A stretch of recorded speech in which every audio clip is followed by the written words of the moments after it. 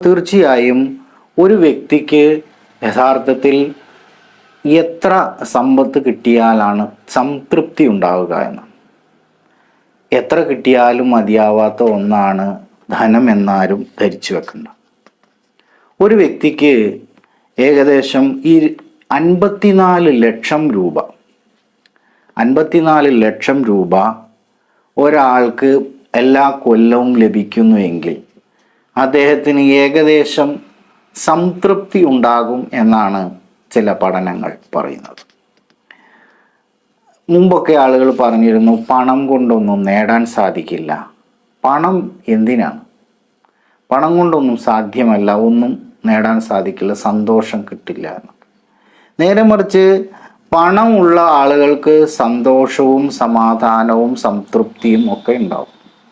പല കാര്യങ്ങളും നമ്മുടെ ദൈനംദിന പ്രവർത്തനങ്ങളിലെ പല